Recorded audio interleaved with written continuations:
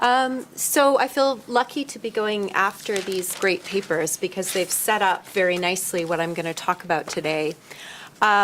This paper has some empirical elements, but it's also kind of a conceptual theoretical paper that tries to contribute to some of the theorization around financialization and, in particular, its relationship with social reproduction or reproductive labor, but that also tries to be attentive to processes of urbanization and urban-led financialization, because as we'll see, real estate development in particular in the province of British Columbia and in Vancouver especially is actually both a factor and a driver, in a sense, part of the logic of financialization in the care sector in the province. So I'm going to be presenting mostly on the Vancouver case study, but this is part of a 5-year SSHRC Insight project that I'm conducting with my colleague, Dr. Feng Xu, in the Department of Political Science at UVic. And we're essentially looking at the labor market experiences of lower paid elder care workers. And we use that terminology quite purposefully. We don't like to refer to them as low skilled, even though that's how they're often referred to. So these are not workers who have a recognized nursing qualification, for example. Many of them are in fact qualified as nurses in their country of origin, but not necessarily recognized in Canada. And we're looking at workers across different types of care settings. So both in institutional facilities, care homes, but also workers who provide home support. So there are a couple of questions, structuring questions that motivate or underpin this part of the study. And one of the things we're really trying to unpack is the relationship between financialization and the restructuring of elder care in what we call aspiring global cities. And again, we use that terminology purposefully. It harkens obviously back to Saskia Sassen's work on global cities, and in particular her insights into the way the global cities phenomenon produces labor market polarization. But there's also a hierarchy of global cities. And Vancouver and Shanghai are, in a sense, cities that seek to be in the top tier rather than necessarily being in the top tier in reality. And for both cities, this has entailed a rapid and quite striking transformation. I grew up in Victoria, near Vancouver, and when I was a kid, Vancouver was a pretty parochial city, actually. It didn't seem very international. I mean, it has had elements of the international, but it certainly didn't seem like a global city in those days.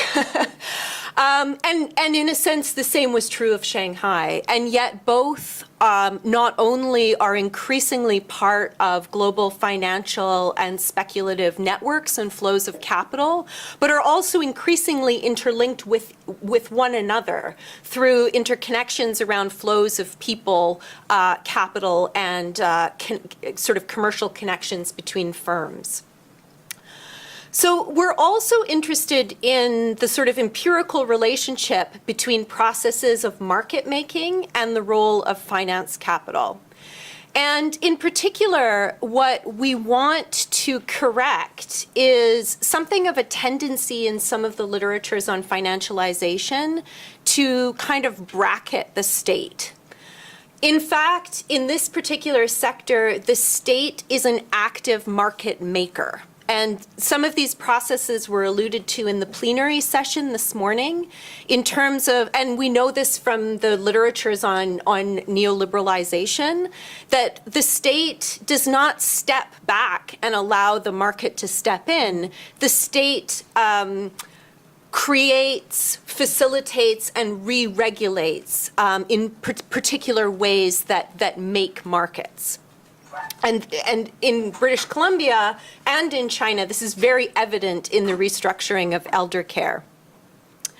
So in looking at the specific geographical nature of these processes, the way they play out on the ground, it's also apparent that financialization, which is often used as a bit of an umbrella term, doesn't look the same everywhere, and that we may need to disaggregate processes of marketization, privatization, and financialization to understand the way that regimes or modalities of accumulation develop in this particular sector.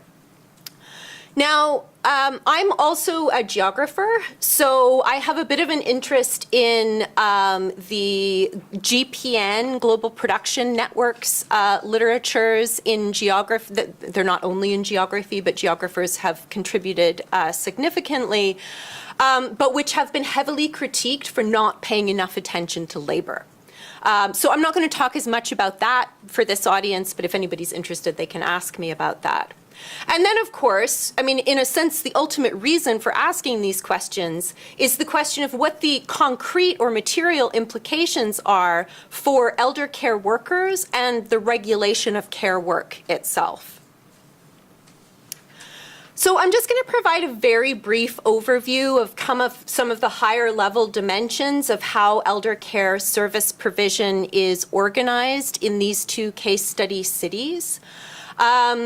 Many, but not all of you will be somewhat familiar with the Canadian context. And what's important, which has also been alluded to in the other presentations, is that the Canada Health Act covers acute and long-term health needs, but elder care in particular is not covered.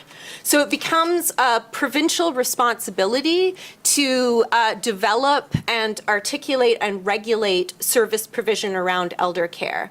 And so what has happened in the past is the increasing movement in the post-war period from the private sphere to the public sphere. So in a sense, unpaid gendered labor in the home was moved into the public sphere through the provision of public elder care services.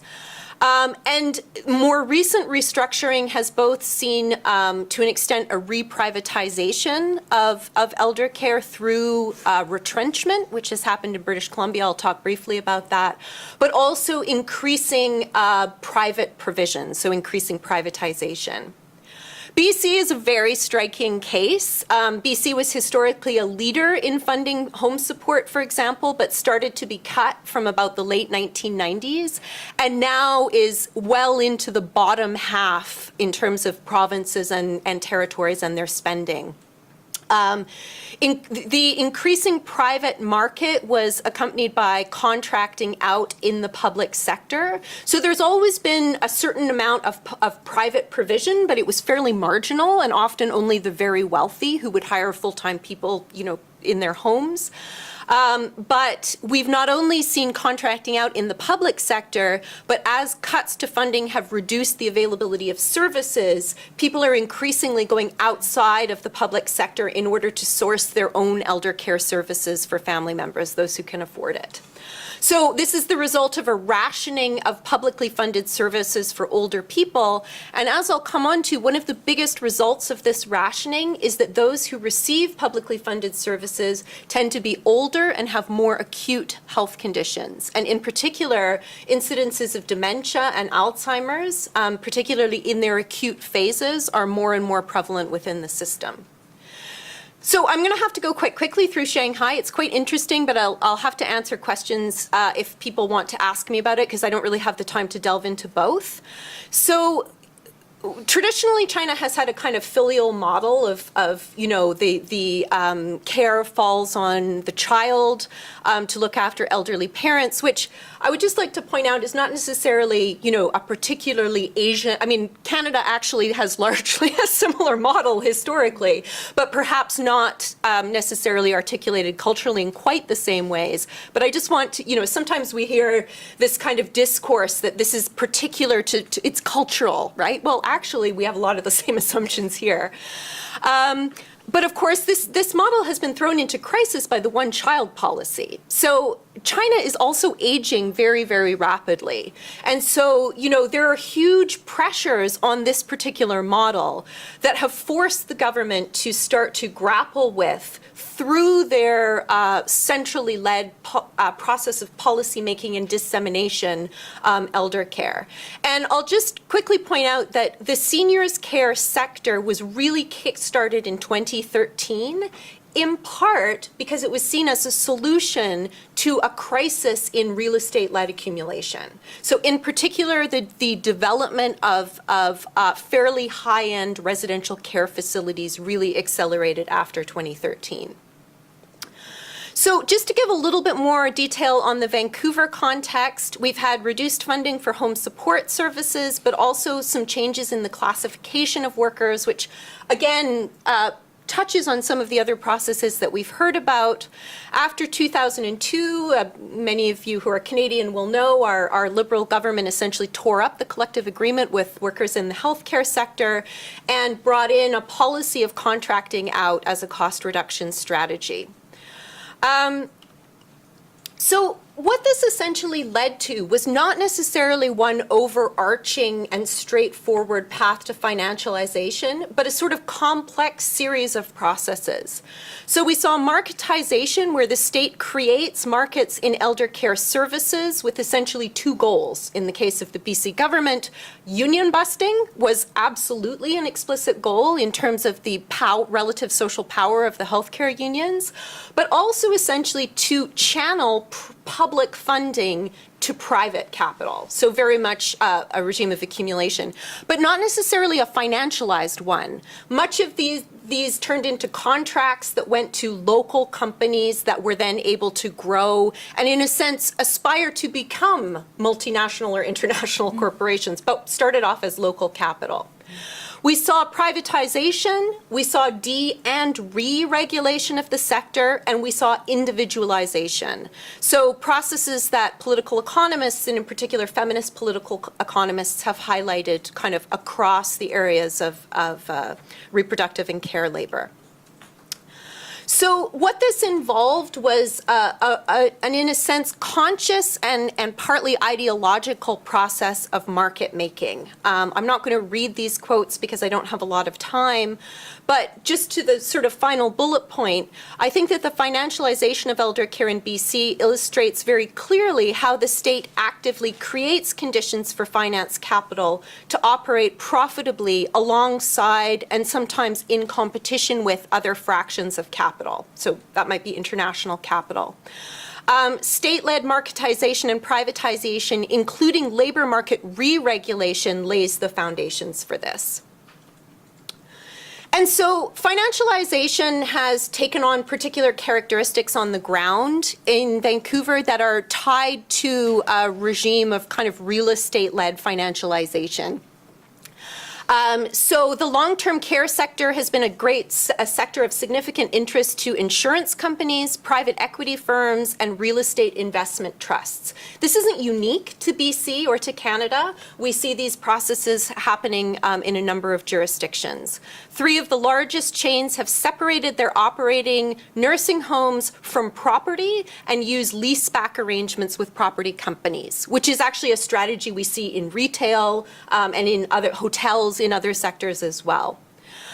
3 types of private equity firms are especially relevant to the healthcare sector: venture capital firms, growth capital and mid-market buyout firms, and buyout firms. So in some senses, we see fairly, in a sense, traditional processes of financialization, but we see some particular ways in which real estate, because of the existing fixed capital in residential homes, which are often in very desirable locations as cities grow, become quite central. And assetization and locking in of revenue streams is a way of making this viable. So I apologize I'm having to rush through this, but please ask questions if you're interested.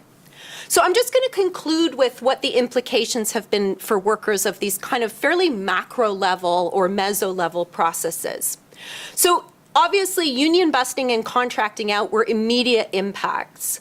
Longer-term impacts have emerged that really have affected workers through fragmentation, through holding down wages, and through real intensification in care. So you can see the list of those here, and I just want to end by saying that it's really racialized immigrant and lower income women who have borne the burden of the privatization of profits in this sector. They are, in BC, very likely to be over the age of 45, so they are also the women who are most likely to need publicly funded elder care services in their own older age. Thank you.